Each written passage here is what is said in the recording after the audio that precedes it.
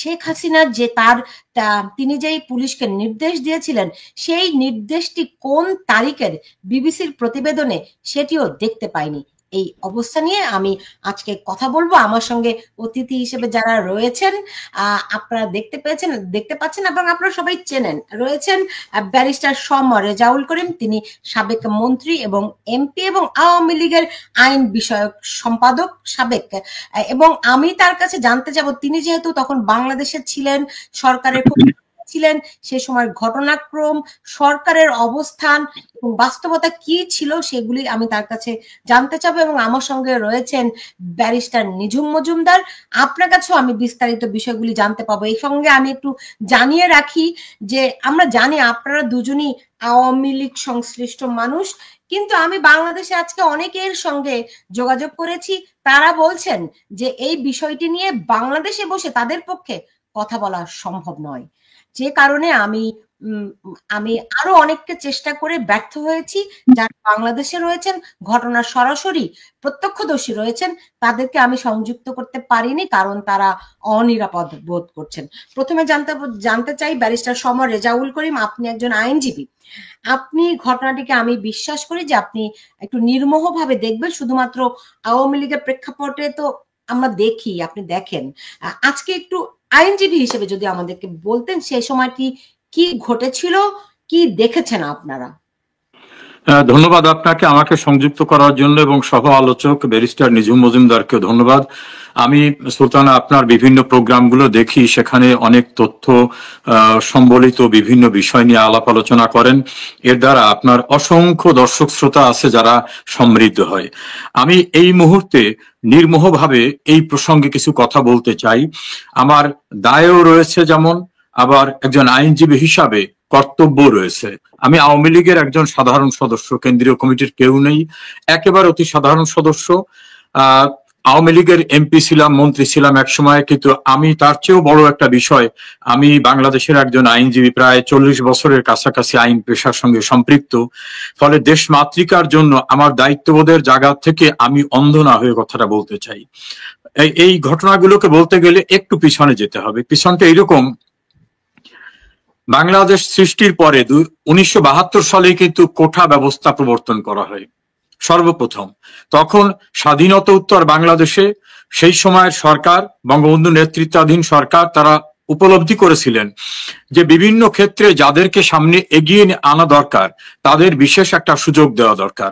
প্রথম ছিল যে মহান মুক্তিযুদ্ধে যারা ভূমিকা রেখেছে, অনেকে শহীদ হয়েছেন, অনেক পরিবার জীবন উৎসর্গ করার ঝুঁকি নিয়েছেন, কেউ পঙ্গু হয়ে গেছেন, তাদের পরিবারকে এই স্বাধীনতার উপহার হিসাবে বিশেষ একটু সুযোগ দেওয়া দরকার।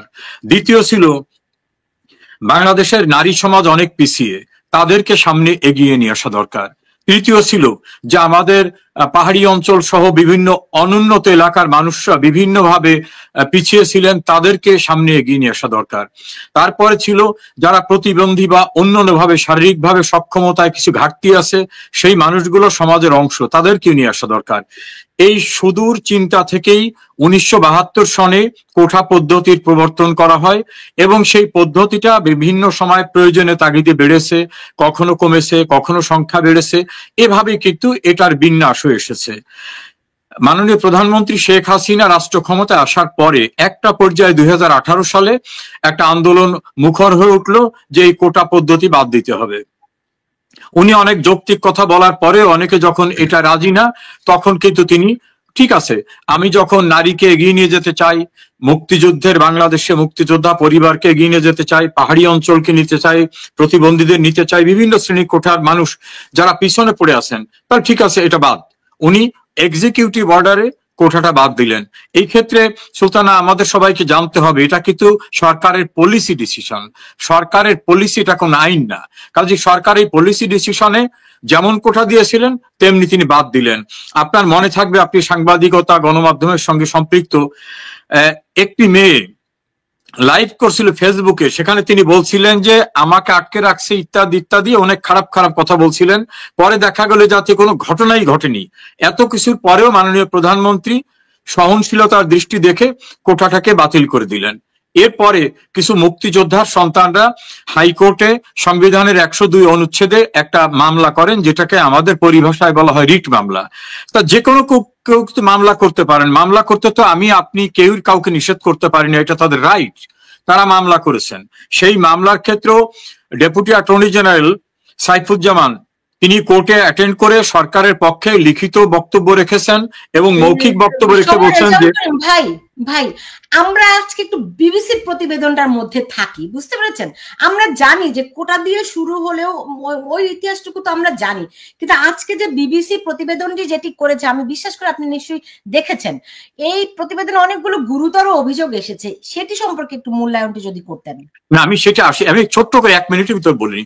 হাইকোর্টে এবং অ্যাপিলেট ডিভিশনে দুইখানে কিন্তু সরকারের পক্ষ থেকে বলা হলো যে কোটা আমরাই বাতিল করছি, আমরা চাই ওটা বাতিল বহাল থাকুক। এই পার্টটা এই কারণে বলা দরকার, আপনার অনেক নতুন দর্শক শ্রোতা আপনার আজকে শোতে অংশগ্রহণ করতে পারে, অনেকে হয়তো এই বিষয়টা সম্পর্কে জানেন না, এই জন্য মাঝামাঝি জায়গা থেকে শুরু করলে তাদের কাছে অস্পষ্ট থাকতে পারে। তাহলে আমার ক্লিয়ার কথাটা হলো, সরকার কোটা বাতিলের জন্য নিজেরা যেমন সিদ্ধান্ত নিয়েছিলেন, কোর্টে গিয়ে একই কথা বলেছিলেন। আর কোর্টে যখন মামলাটা বিচারাধীন ছিল তখন সরকারের কোনো এখতিয়ার নাই বিচারাধীন বিষয়ে কোর্টকে বলবে যে তুমি এই রায় দাও অথবা এই রায় দিও না, অথবা তোমার ওখানে থাকা অবস্থায় আমি এই সিদ্ধান্ত দেবো, এটা বলার সুযোগ ছিল না। এই জিনিসটা পরিষ্কার করলাম। এখন বিবিসির যে রিপোর্টটা, সেই রিপোর্টটা আমার দেখার সুযোগ হয়েছে। এই রিপোর্টটাকে আমার কাছে মনে হয়েছে উদ্দেশ্য প্রণোদিত, অসম্পূর্ণ, সাংবাদিকতার নীতিমালা পরিপন্থী। কিভাবে আমি সেটাকে প্রথমেই বলি, একটা উদাহরণ দিয়ে বলি। বাংলাদেশে একজন বিশিষ্ট ব্যক্তি, একজন ক্ষমতাবান ব্যক্তির বিরুদ্ধে একটি মামলা করেছিল। টেকনিক্যাল কারণে আমি কারো নামটা বলতে চাচ্ছি না। মামলা করার পরে তার বাসায় কিছু সাংবাদিক গেলেন, গিয়ে তাকে বললেন যিনি মামলা করেছে, যে আপনি তো এত বড় বিখ্যাত মানুষ, না হলে এই ক্ষমতাসীন ব্যক্তিদের বিরুদ্ধে এই মামলাটা করতে সাহস পেলেন কিভাবে? সব ইন্টারভিউ নেওয়ার পরে টেকনিক্যালি তাকে জিজ্ঞেস করলো, আপনার বিরুদ্ধে তো একটা অভিযোগ আছে। উনি বললেন কি অভিযোগ? যে আপনার বিরুদ্ধে একটা রেপ মামলা হয়েছিল, ধর্ষণের মামলা হয়েছিল, এ প্রসঙ্গে আপনার জবাব কি? তা ওই হাইকোর্টের মামলার বাদী, মানে যিনি মামলার লয়ার, তিনি বললেন, হ্যাঁ আমার বিরুদ্ধে একটি ধর্ষণের মামলা হয়েছিল, এটা সত্য। তবে সেই মামলাকে তদন্ত করে পুলিশ মিথ্যা পাওয়ার ফলে ওই মামলা যারা করেছিলেন তাদের বিরুদ্ধে উল্টা মামলা করেছিল। আমরা পরে গণমাধ্যমে দেখলাম ওই যে সেকেন্ড পার্টটা ওটাতে বাদ দেওয়া হলো, শুধু এতটুকু রাখা হলো যে আমার বিরুদ্ধে ধর্ষণের মামলা হয়েছিল, ইহা সত্য, পরেরটুকু বাদ দেওয়া হলো। এই বিবিসি রিপোর্টে যে কয় সেকেন্ডের রিপোর্টটা দেখানো হচ্ছে, রিপোর্টটার কথোপকথনটা তো তার চেয়ে বেশি ভাবে বলা হচ্ছে। তাহলে সেই অংশ কোথায়? একটা হলো সেই অংশটা যদি থাকে তাহলে পিছনের এবং পরেরটা নিয়ে আমরা আলোচনা করতে পারি। দ্বিতীয় হচ্ছে এইটাই যে শেখ হাসিনার অর্ডার, আমি ক্যাবিনেটে ছিলাম, 2 বার এমপি ছিলাম এবং আমি লয়ার। রুলস অফ বিজনেস অনুযায়ী পুলিশকে গুলি করতে অর্ডার দেওয়ার এখতিয়ার বা রুলস প্রাইম মিনিস্টারে পড়ে না। পুলিশ সংক্রান্ত মন্ত্রণালয়ের হোম মিনিস্টার আছেন, হোম মিনিস্টারের অধীনে আছেন আইজিপি, আইজিপির অধীনে আছেন Dhaka metropolitan police commissioner, police commissioner অধীনে বিভিন্ন রিজনে এক একজন ডিসি আছেন, যাকে পুলিশের এসপি ঢাকায় থাকলে বলে ডিসি, ডিসির অধীনে থাকে এডিসি, তার অধীনে থাকে এসি, তার অধীনে থাকে ওসি। প্রত্যেকের প্রেসক্রাইবড ডিউটি আছে। প্রাইম মিনিস্টার কাউকে গুলি করতে বলার মতো ঘটনা কোনোভাবে নয়। এবং এই যে রিপোর্টটা বিবিসি প্রকাশ করেছে, আমার ব্যক্তিগত বিশ্বাস এই রিপোর্টটা উদ্দেশ্য প্রণোদিত। এই রিপোর্টের ভিত্তি থাকতো যদি আগাগোড়া সামগ্রিক বিষয়টা ওনারা সামনে আনতেন, এবং এই রিপোর্টটাকে কিন্তু কেউ এডমিটও করে নাই। এবং আইন অনুযায়ী প্রাইম মিনিস্টারের এ জাতীয় কোনো হুকুম দেওয়ার রুলস অফ বিজনেস এবং অফিসিয়াল যে প্রসিডিউর, তাতে কোনো সুযোগ ছিল না। আমার ধারণা এই রিপোর্টটা বায়াসড রিপোর্ট। এই রিপোর্টটা কোনো না কোনো ভাবে তৈরি করা হয়েছে বিপর্যস্ত বাংলাদেশকে। আর যারা এখানে নিয়ে আসছে তারা অনেক ক্ষমতাবান, তারা সরোজ ফান্ড, তারা ক্লিয়ারি ফাউন্ডেশন থেকে শুরু করে অনেক কিছু ম্যানেজ করতে পারেন। এই ক্ষেত্রে তাদের ভূমিকা থাকতে পারে বলে আমার বিশ্বাস। জি, নিজুম মজুমদার, আপনারও এমন বিশ্বাস কিনা এখানে আমি একটু উল্লেখ করে নেই। সেটি হচ্ছে বিবিসি কিন্তু শেখ হাসিনার কণ্ঠস্বরটি তাদের ল্যাবে পরীক্ষা করেছে। আপনাকে একটু আনমিউট করে নিতে হবে। হ্যাঁ, আপনাকে আপনাকে অনেক ধন্যবাদ। রেজাল ভাইয়ের বক্তব্য শুনলাম, অনেকটুকু ওপেনিং অনেকটুকু বলেছেন। হয়তো আস্তে আস্তে আমরা জিনিসগুলোকে একটু খোলাসা করব। প্রথম কথা হচ্ছে যে কোন ল্যাবে পরীক্ষা করেছেন? বিবিসির নিজস্ব ল্যাবে। বিবিসি কি কোনো এক্সামিনিং বডি? বিবিসি কি আদালতে? প্রথম কথা হচ্ছে যে একটি আদালতে বা এই ধরনের অভিযোগের ক্ষেত্রে যে প্রেসক্রাইবড ল্যাব আছে, বিবিসি কি সেই প্রেসক্রাইবড ল্যাব? কিন্তু বিবিসির একটা ক্রেডিবিলিটি আছে এবং সেই ক্রেডিবিলিটি অনুযায়ী ক্রেডিবিলিটি আমারও আছে। আমি যদি এখন আপনাকে বলি যে বিবিসি হত্যাকাণ্ড চালিয়েছে, আপনি বিশ্বাস করবেন? ব্যাপারটা ক্রেডিবিলিটি, পার্সোনাল ক্রেডিবিলিটি, তার মিডিয়া ক্রেডিবিলিটি নিয়ে না। ব্যাপারটা হচ্ছে প্রসিডিউরাল ক্রেডিবিলিটি। আপনি একটা মানুষের বিরুদ্ধে একটা অভিযোগ আনবেন, আমি বললাম আপনি যদি আমাকে জিজ্ঞেস করেন যে আপনি বিবিসির বিরুদ্ধে অভিযোগটা কিভাবে আনছেন, আমার অত্যাধুনিক স্টুডিও আছে, আমি আমার অত্যাধুনিক স্টুডিওতে সেটা টেস্ট করেছি, তাই না? আমি একটা সফটওয়্যার দিয়ে করেছি, আমি এআই দিয়ে করেছি, এটা বললে তো হবে না আপনাকে। নাম্বার ওয়ান, আমি আসলে এইসব ব্যাপারে যাবো একটু পরে, এইসব ছোটখাটো টোটকা ব্যাপারগুলোতে আমি যাব। প্রথমে আমি এই ডকুমেন্টারির ব্যাপারে একটা প্রশ্ন করি। এই ডকুমেন্টারিটা দেখলাম, ঠিক আছে? এই ডকুমেন্টারিটাতে প্রথম ব্যাপারটা কি বলা হয়েছে, মূল বক্তব্যটা যেটা বুঝলাম আমি, সেটা হচ্ছে যে বাংলাদেশ আওয়ামী লীগ, মূলত বাংলাদেশ আওয়ামী লীগের থেকে মাননীয় প্রধানমন্ত্রী স্টুডেন্টদের উপরে স্টিম রোলার চালিয়েছে, তিনি খুন করেছে বা খুন করার নির্দেশ দিয়েছে। এই তো হচ্ছে মূল ব্যাপারটা।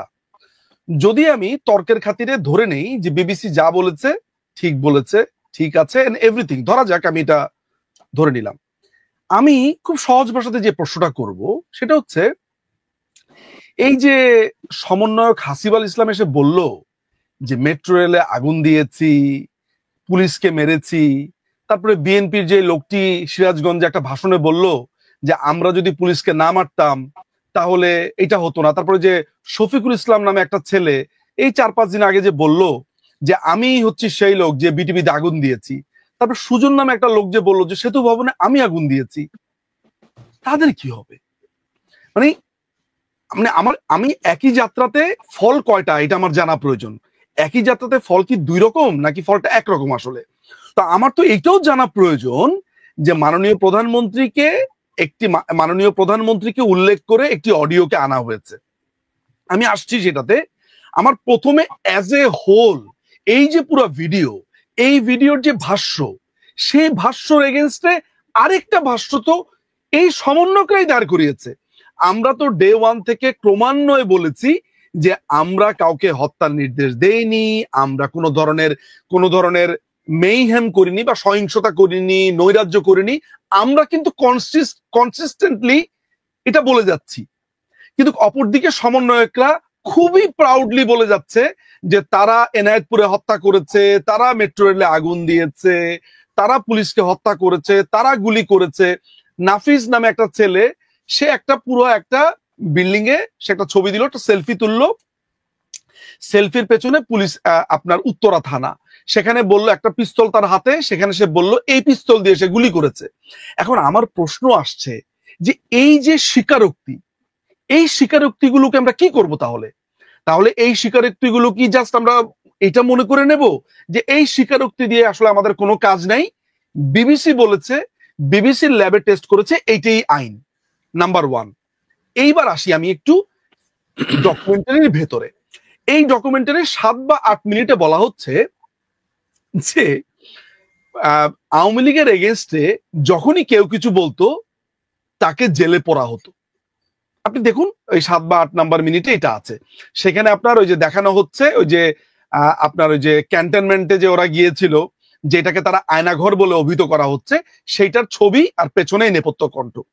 এখন আপনি আমাকে বলেন তো, খুবই রিজনেবলি আপনি চিন্তা করেন, আপনি তো নির্মোহভাবে বলার চেষ্টা করছেন, এই সরকারের এগেইনস্টে কিছু বললেই যদি জেলে পড়া হতো, তাহলে গোলাম মাওলা রনি, আসিফ নজরুল, রুমিন ফারহানা, তারপর হচ্ছে আপনার ডেইলি স্টারের যে গোলাম মর্তুজা, তারপরে হচ্ছে আরো, মানে আমি যে কয়টা নাম আমার মাথাতে এলো, মাসুদ কামাল, মাসুদ কামাল, এই মানুষগুলো গত 16 বছর ধরে যে বলে গেল। তারপরে ওই যে একটা হদল কুতকুত আছে না, এটার নাম যেন কি, আব্দুল তুষার, ওই যে ওষুধ চুরি করেছে যে আপনার টাঙ্গাইলের যে ওষুধ চোর যে আব্দুল তুষার আছে, সেই তাকেও তো জেলে পড়া হতো। মানে আমি কিন্তু এই যে টাঙ্গাইলের ওষুধ চোর বলেছি, আমি কিন্তু কাউকে বদনাম করার জন্য বলিনি। না না না না না, আপনি ভুল করছেন, না না আপনি ভুল করছেন। আমি হয়তো তাহলে আমি যেটা বলি, তস্কর বললে সুন্দর শোনা যেতে পারে। তিনি টাঙ্গাইলের একটা মেডিকেল অফিসার ছিলেন, সেখানে তিনি মেডিকেলের যে ওষুধগুলো সেগুলো ডিসপেন্সারিতে বিক্রি করে দিয়ে তিনি তস্কর কার্য করতেন। এবার একটু কি শুনতে শোনা গেল ভালো? আচ্ছা, তাহলে এই মানুষগুলোকে জেলে পড়েনি কেন? মানে আমাকে তো একটার সাথে আরেকটা মেলাতে হবে। আপনিও তো অনেক সমালোচনা করেছেন, বা আরো অনেক মানুষ সমালোচনা করেছেন। আপনি বাংলাদেশে যাননি? আপনি আপনি আপনি আপনি আপনার দেশে কখনো বলেছে আপনার নামে মামলা হয়েছে সুলতানা আপা? এটা গেল 2 নাম্বার। আচ্ছা, 3 নাম্বার, সেখানে দেখাচ্ছে যে একটি ছেলেকে যাত্রাবাড়িতে এপিসি ঢুকেছে, যাত্রাবাড়িতে আপনার একটা ছেলে কাত হয়ে পড়ে আসে, পুলিশ গুলি করছে। ইন্টারেস্টিং ব্যাপার হচ্ছে যে এই যে যাত্রাবাড়িতে পুলিশকে আপনার মেরে ওইখানে যে ঝুলিয়ে দেওয়া হয়েছে, এই ডকুমেন্টারিতে কি সেটা দেখানো হয়েছে? তাহলে আমরা ধরে নিতে পারি যে সরকার নিজেই পুলিশকে মেরে তার অধীনে থাকার পুলিশকে ঝুলিয়ে দিয়েছে। তাহলে ওই গল্পটা কে বলবে? মানে গল্প তো এখানে অনেকগুলো, তাই না? আচ্ছা, এবার আমি 4 নাম্বার ফেজে আসি, অডিও। মাননীয় প্রধানমন্ত্রী আপনার যখন হলি আর্টিজানে যখন অ্যাটাক হয়, তখন মাননীয় প্রধানমন্ত্রী সেইখানে অস্ত্রের ব্যবহার করতে বলেছেন, সেগুলো আমরা দেখেছি। এখন আমার প্রশ্ন হচ্ছে যে আপনি কি জানেন যে ইন্টারন্যাশনাল ক্রিমিনাল কোর্টে এই যে আমাদের যে ট্রাইব্যুনাল আছে, সেই ট্রাইব্যুনালের সাক্ষ্য গ্রহণ কোনটা কিভাবে হচ্ছে আমি নিশ্চিত সেটা রেজাল ভাই ভালোভাবে বলতে পারবে। রেজাল ভাই গট লটস অফ সোর্সেস দেয়ার। কিন্তু আমি অল্প করে একটু বলি। তাজুল ইসলাম যেটা করছে সেটা হচ্ছে বিভিন্ন মানুষকে ধরে সে ট্রেনিং দিচ্ছে। ট্রেনিং কোথায় দিচ্ছে না দিচ্ছে এটা রেজাল ভাই আরো ভালোভাবে বলতে পারবে। এই চ্যাপ্টারটা আমি রেজাল ভাইয়ের উপরে ছেড়ে দিচ্ছি, যদি রেজাল ভাই না বলে দেন আমি বলবো। আচ্ছা, তাজুল যেটা করছে সেটা হচ্ছে মাননীয় প্রধানমন্ত্রী আপনার হলি আর্টিজানে তিনি যে লেথাল উইপন ব্যবহার করতে বলেছেন, আমি জানি না এই অডিওটা সেই অডিও কিনা, কারণ আমি এই অডিওর কোনো টেস্ট রিপোর্ট পাইনি, এই অডিও কোন ল্যাবে কোনো টেস্ট করা হয়নি, ফলে আমি এটা বলতে পারবো না। তবে মাননীয় প্রধানমন্ত্রী তো অ্যাকশন নিতে বলেছেন আর্মিকে, যে ওই হলি আর্টিজানের সময় এই ভিডিওটা, এই অডিওটাকে যদি আমি সত্য ধরে নেই, তাহলে কি সেটার অডিও? আচ্ছা, এই অডিওর 18 এই সেকেন্ড কেন? এই অডিওর আগে পরে কোথায়? মাননীয় প্রধানমন্ত্রীকে 18 সেকেন্ড কথা বলেছেন, তাহলে আগে পরে কি বলেছে একটু শুনি। এখন আমি আপনাকে বললাম, আপনি যদি আমাকে গুলি করেন তাহলে আপনাকে লেথাল উইপন ব্যবহার করা হবে। এখন আপনি যদি আমাকে গুলি করেন, কেটে দিলাম, শুধুমাত্র রেখে দিলাম। এই যে একটু আগে আমি বলেছি যে ধরে নিলাম এগুলা সবই সত্যি। এখন কেউ একজন যখন ভবিষ্যতে এটা কাট পেস্ট করবে যে ধরে নিলাম, শুধু রেখে দিবে এটা সবই সত্যি। আমি বলেছি ধরে নিলাম, ধরেন আওয়ামী লীগ এটা করেছে, এই আমার ধরে নিলামটা বাদ দিয়ে ওরা ধরেন এখন অনলাইনে ছেড়ে দিল আওয়ামী লীগ এটা করেছে, হেডিং দিবে কি নিজুম মজুমদার স্বীকার করেছে এটা আওয়ামী লীগ করেছে, তাই না? এটা তো সম্ভব। এবং মাননীয় প্রধানমন্ত্রীর কোনো একটা ভয়েস আমি যদি এই যে suno.ai নামে একটা ওয়েবসাইট আছে, বা 11 ল্যাব একটা এআই আছে, সেখানে মাননীয় প্রধানমন্ত্রীকে আপনি তার ভয়েসটা দিবেন, দেওয়ার পরে আপনাকে 15 থেকে 20 মিনিট সময় নিবে, তারা মাননীয় প্রধানমন্ত্রীর পুরো ভয়েসটাকে অ্যাবজর্ব করবে। এরপর আপনি টাইপ করবেন আমি খুন করেছি, দেখবেন মাননীয় প্রধানমন্ত্রীর গলাতে বলবে আমি খুন করেছি। আপনি তখন বলবেন এ দেখি প্রধানমন্ত্রী কথা বলছে। আপনি এক্ষুনি টেস্ট করেন, আপনি রেজাউল ভাইয়ের কণ্ঠে আমার কণ্ঠে বের করতে পারবেন, সবাইকে মেরে ফেলো, সবাইকে কেটে ফেলো। সুতরাং বিবিসি বলেছে যে এইটা প্রধানমন্ত্রীর ভয়েস, বিবিসি বলেছে সমস্ত কিছু আওয়ামী লীগ করেছে, তাহলে আমাদেরকে ধরে নিতে হবে জুয়েল মোল্লাকে যে 18 জুলাই ঝুলিয়ে দিয়েছে, তারপরে যে যাত্রাবাড়িতে আপনার পুলিশকে ঝুলিয়ে রেখেছে, সেগুলো সব কিছু মিথ্যে। সেগুলো নিয়েও আমরা কথা বলি। আমার পাল্টা প্রশ্ন,